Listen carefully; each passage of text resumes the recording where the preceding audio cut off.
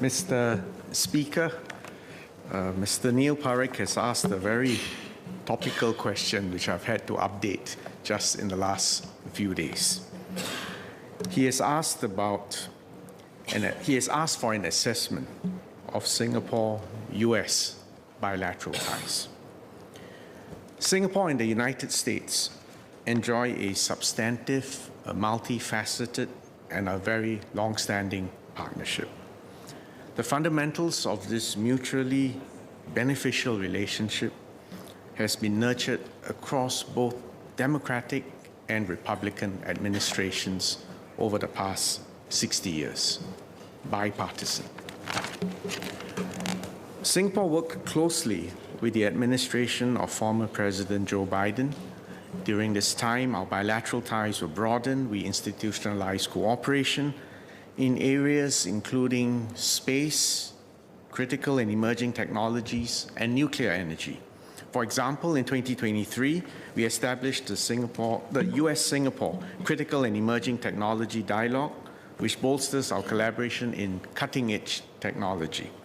In December 24, the US-Singapore 123 agreement entered into force, and in January this year, we signed a Memorandum of Understanding concerning strategic civil nuclear cooperation. Together, these agreements and partnerships will deepen civil nuclear cooperation. It will enable us to understand how advanced nuclear technologies can potentially support our clean energy needs. In 2024, we also commemorated the 20th anniversary of the US-Singapore Free Trade Agreement. This was the United States' first free trade agreement with an Asian country, and in fact remains its only free trade agreement with an ASEAN country. The US-Singapore FTA contributed to a tripling of bilateral trade since 2004 and has allowed the US to consistently maintain a trade surplus with Singapore. Today, the US is our top trading partner in services, our second largest trading partner in goods, and our largest foreign investor. In fact, if you add up the stock of US foreign direct investment into Singapore, the US has invested more in Singapore than it has invested cumulatively in China, India, Japan, and Korea combined. Quite a shocking statistic. The US has invested more in Singapore than it has invested in India, China, Japan, Korea combined. That's why we have 6,000, in fact, more than 6,000 United States firms based in Singapore, creating jobs and opportunities for Singaporeans. Meanwhile, Singapore is the third largest Asian investor in the United States. And there are some 200 Singapore companies in 40 states. And together, our bilateral trade and investments between the US and Singapore generate over 350,000 jobs in the US. We have also worked well with President Trump during his first term. In October 2017, President Trump invited then Prime Minister Lee Hsien Loong to visit the US. And of course, in June 2018, President Trump came to Singapore to attend the US-North Korea summit. And in 2019, then Prime Minister Lee Hsien Loong and President Trump signed the Protocol of Amendment to the 1990 Memorandum of Understanding regarding the United States' use of facilities in Singapore. This extended the MOU by a further 15 years, and it underscores our strong bilateral defense relationship and Singapore's support for the US strategic presence in our region. We look forward to working closely again with President Trump to further deepen bilateral ties in the years ahead. The United States' presence in our part of the world has actually helped to provide security, stability, and economic opportunities in the Asia-Pacific. In fact, for the past 80 years, the United States is ASEAN's second largest trading partner and the largest source of FDI into ASEAN. It has also supported ASEAN economic initiatives, especially capacity building in areas like digital trade, trade facilitation, and the development of micro, small, and medium enterprises. The United States has also cooperated closely with ASEAN on emerging issues like clean energy and cybersecurity. But the world is now at a new inflection point, probably at a point which we have not faced for almost a century. The liberal world order that prevailed after the Second World War, which was characterized in three dimensions: domestically, usually democracy and human rights; economically, by global supply chains and economic integration; and at the international level, by the development of international institutions, the UN, the Bretton Woods institutions, international law, international norms and rules.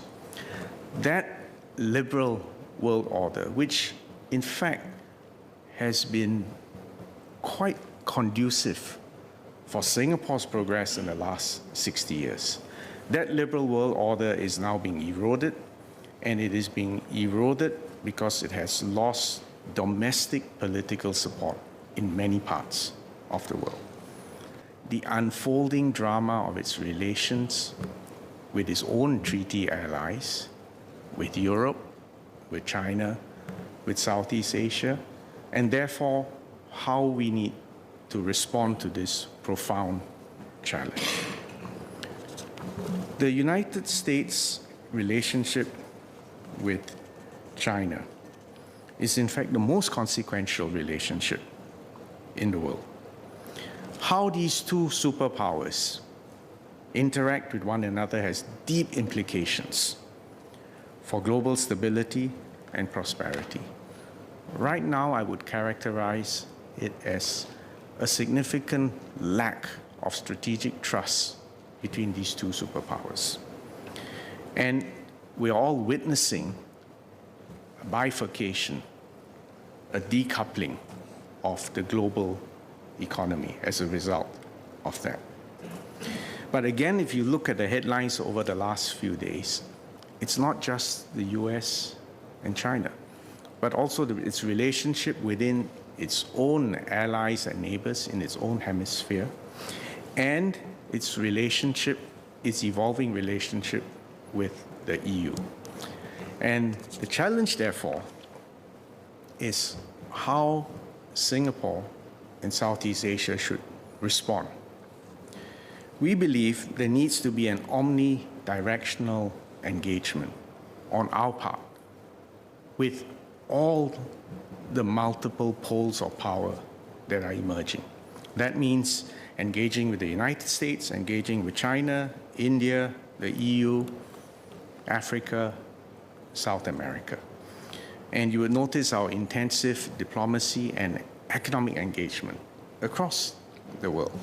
The signing of free trade agreements like the Regional Comprehensive Economic Partnership Agreement, which is ASEAN plus China, Japan, Korea, Australia, and New Zealand. You've noticed the TPP, which initially was supposed to include America. America pulled out, the rest continued, and the TPP has grown since then. You would also have noticed that we have now signed free trade agreements with the Pacific Alliance, which is Mexico, Colombia, Peru, Chile. And we also signed one with Mercosur, which is Brazil, Argentina, Uruguay, and Paraguay. It's worth noting that all these free trade agreements that Singapore has been able to sign have occurred despite the mood against globalization. And in fact, if you look at the variety of governments in charge in these countries, they range across a very wide political spectrum. But the point is, we can still continue to engage and make common cause as widely as possible in order to expand opportunities and to look for stability. With the US, ASEAN and the US elevated the relations to a comprehensive strategic partnership in 2022, and we were able to adopt a leaders-level statement on cooperation on the ASEAN outlook for the Indo-Pacific, as well as on artificial intelligence.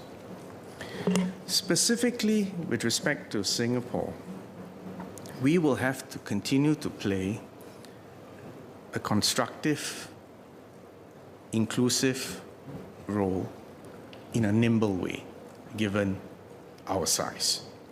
So that means we have to be consistent, reliable, and a trustworthy host to enterprises from all over the world, including the US and China. We will uphold the rule of law and the sanctity of contract. We will act decisively and firmly against individuals and companies that flout the rules. Or maybe let me rephrase that more colloquially. It means playing it straight. It means saying the same thing to everyone. And it means doing what we say.